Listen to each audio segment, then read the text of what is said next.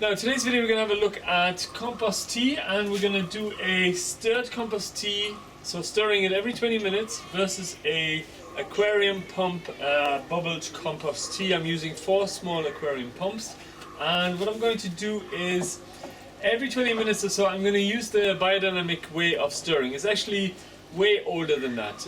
This has been around, it used to be known as barrel singing. People used to actually sing into it and actually stir before Steiner actually made it popular with the biodynamics. Anyway, so we're going to use that to get the air into it. We're going to make a vortex, and then we're going to be able to tell under the microscope which one is better.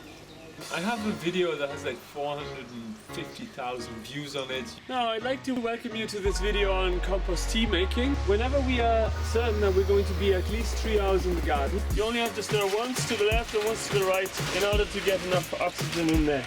Now I'm going to come back every about 20 minutes or so and do that. And basically the last time it had a waste plastic bag in the bottom of the barrel, so the stirring didn't work out as well as it should, and I just want to show you how to actually properly do it as well, so that you can appreciate the vortex from this angle as well. Alright, let's have a little closer look at the thing. Now I did use a weighing scale to weigh the jaggery, which is palm sugar. We can't get molasses here. It's organic palm sugar, so there's no funny things in there. Also, I weighed the compost, which is exactly 1 kilo of each, the same exact compost, and it's exactly 75 liters of water in each as well. Now this looks a little bit bigger than that. That's to accommodate the stirring, and anyway this barrel it just happens to be smaller, so the water level looks a bit higher than here. This is being stirred really well and all the bits are being broken up, whereas here you do have some stuff floating, but a lot of the stuff would have fallen down to the surface as well. If you could combine the two methods by making a metal fork like this with 2 prongs going down, not touching the bottom, with a motor, induction motor or something, you could actually make a very amazing vortex. Right, what's happening here? Oh, here we go. Right, time to stir this one. Now, you want to stick it down all the way, and then you just stir it away. Just start off slow, and then you see these little round thingies forming, and after that you'll get a hollow in the middle forming, and the sides will start coming up, and then you want to just be going the same speed for a certain time, and then as you're speeding up you go towards the center, and then you just pull it out really quick. That sound is just amazing.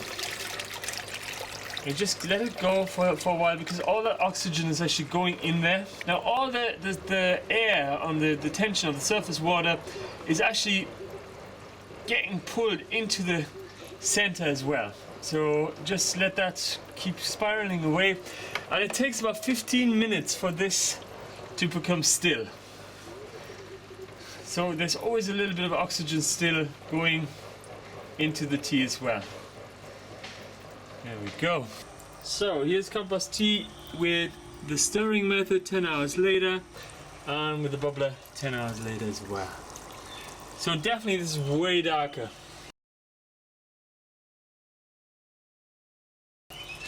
But that's to be expected, because a lot of the stuff is at the bottom.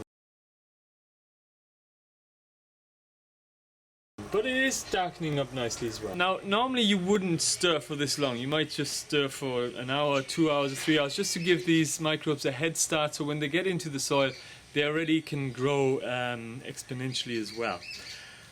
But I just wanted to compare the two at a longer kind of rate of stirring versus bubbling, and that's what I could achieve anyway today.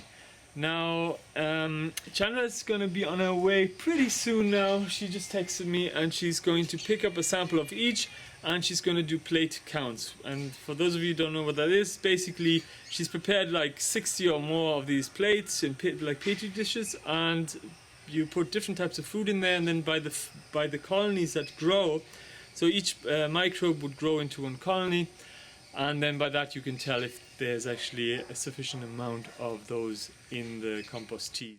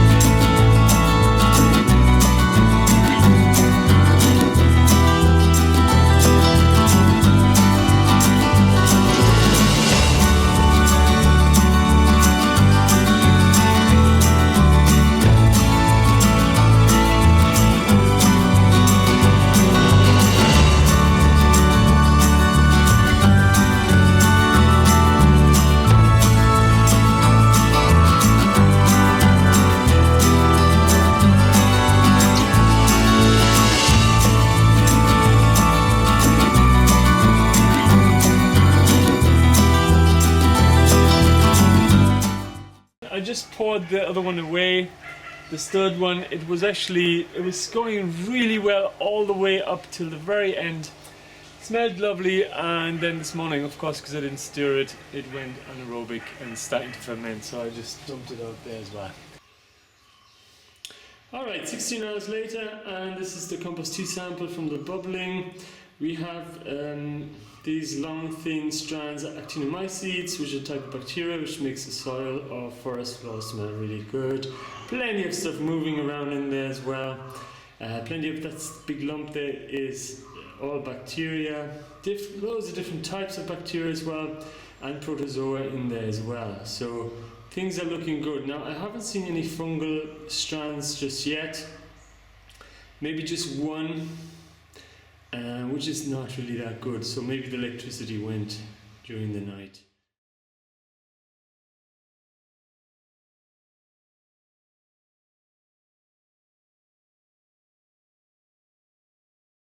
Okay, so we'll have a look now at the actual plate counts, and things are looking pretty good. We got some data back as well.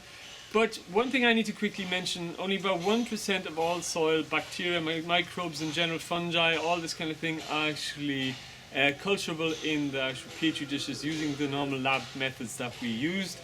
And that means that normally it's not a great method for looking at the soils. Of course, the microscope is a way better method to do that. Now, having said that, because we used exactly the same amounts and everything is the same, and we're doing a versus thing, by looking at, and because they're aerobic, you can actually pretty much tell right away, well, these kind of microbes this tea sample did better than this one for those microbes at this dilution rate. Now, there are different types of dilution rates of compost teas that go into Petri dishes, but first I need to explain what actually the setup is for Petri dishes. So you have three things. You give some Petri dishes food for fungi, some food for actinomycetes, and some food for bacteria. And then what Chandra did is she diluted the ratio by 100 times, by 10,000 times, 1 million times. And you can also do 100,000 times or raw. She did a raw one as well. So the reason she did all those dilution factors, and people do those factors, is because if there is too many bacteria, for instance, in the solution, then you can't count them, because if you just put it on raw for bacteria, all you're going to see is a huge mat of bacteria. And if you put it on a ratio of 1 million, then you perhaps may be able to count them, because there's so little of them. So what we found was really interesting is that one compost tea, I won't mention which one, basically ended up, we had to do the dilution ratio use the dilution ratio of the 1 million. Because you have to discard basically everything that's over 200 colonies growing visually on the actual Petri dish, and anything that has less than 30 as well. 200 is because if it's over that, you might lose count and lose track, and less than 30, it's non-conclusive because of the dilution factors, and you have to just discard it, you can't use it. So the only ones we could use in the end was two sets, two of each. So we had one for bubbled, one for stirred for the fungi, and one for the bacteria, and one for the actinomycetes as well. So it kind of just worked out really, really well for us, and we could then extrapolate from that the data and just put it together and say, okay, well, this one had a million dilution ratio, whereas this one only had 10,000, but we can actually do the numbers and tell you exactly how many are in each tea per 1 milliliter. And in some, it's quite a lot.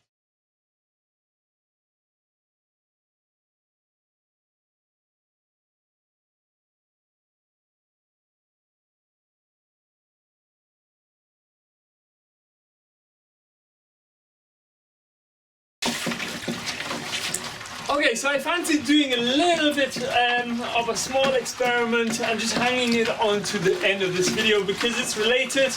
It's more stirring and more experiments. And I've done a few of these now in the past week, and the results are amazing. Wait until you see this. So basically what I'm doing is I'm stirring it for 1 hour. So I'm creating a vortex about 120 to be exact in that hour of stirring. Whereas with the with a 10-hour of stirring every 20 minutes, it was only maybe 48. So I'm going to show you in the microscope what that looks like after an hour. You will be amazed.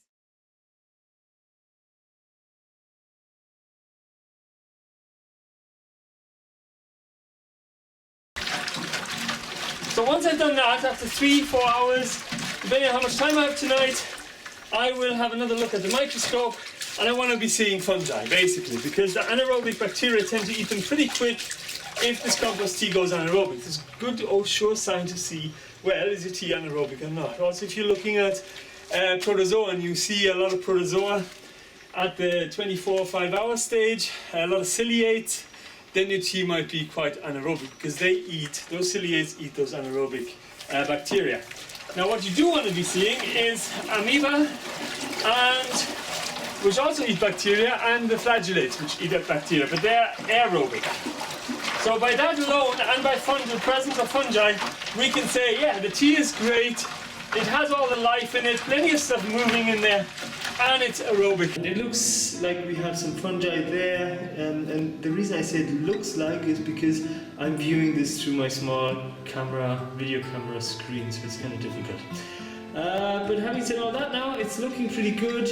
When I zoom out a little bit, the shapes of bacteria become a little bit more easy to make out, and as you can see, there are quite a few bacteria in there. So we have some rods in there, some round shaped bacteria as well, and it can also be other things as well. Usually there is quite a large number of them in the organic matter lumps, or they're like actually chewing it up and like gobbling up that like these things, organic matter chunks there, if you see them there. And this is how bacteria actually form these minute aggregates. With their bioslam, they stick everything together. That's what makes soil a good soil structure. But whilst they're doing that, they're gobbling up all that organic matter as well, turning it into plant available nutrients as well. So that is what is happening, and you can see it here, right happening in front of your eyes. So great. Often you see the fungi hyphen holding together bigger particles, and that's why it's a good place to look at, like places where there's aggregates, and you often see fungi in there. Now that could be fungi hyphen there. And they basically, that's probably one there now, that's it. They basically grow out of this organic matter, and we didn't treat our compost teas with things like baby oats growing fungi in it, so we could see a lot of fungi here, because this is just basically enough to see whether it's aerobic or not. Okay, so 3.5 hours after, I was going to do 4, but it's 3.5 hours after stirring the compost tea, and it's getting dark outside, so I just wanted to quickly show you the compost tea sample at this stage. And then what I'm going to try and do, and I don't know if it's going to be successful, oh look, there's a flagellate actually swimming there in the right bottom corner.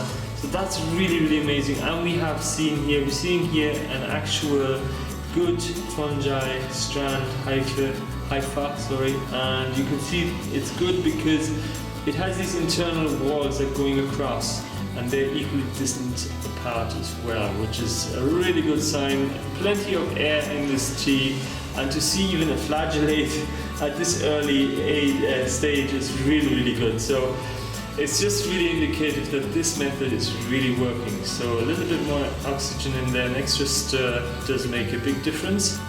Okay, so that's good. We'll have now a quick look at, there is also more bacteria in there. If I just go like that, and then I just go out again, you can see there is a lot more kind of see-through things in there as well. And yeah, so really, really happy with that. Now what I'm going to do is can't promise anything, but I'm going to try. I've just stuck the bubbler into the compost tea as well. And basically I want to have another look at it, because I can't stir it now anymore. I'm going to go home, but I want to have a look at the sample tomorrow again.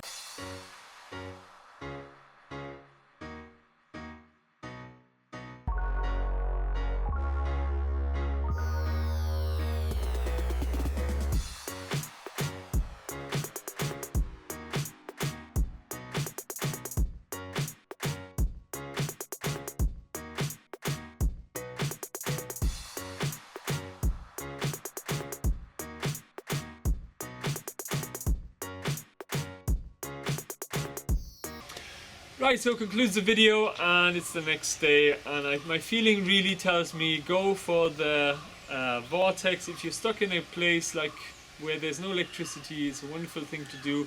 Even if you don't want to have the whole setup of kind of putting in pumps, and some of these bubblers are really ingenious, but they do take a lot of kind of putting stuff together. There's more cleaning involved. And I'm not knocking any of them. Some of them are really, really great. Like, for instance, the airlift system by this guy called Tim. I'll put a link in the description as well, just because I think his system is a really good one. He's not paying me. He doesn't know I'm advertising his system, by the way. I just thought I'd give him a shout out because he really designed a good system. And this vortex thing is also, of course, really, really good. Just, it will have no places where there'll be anaerobic places in there.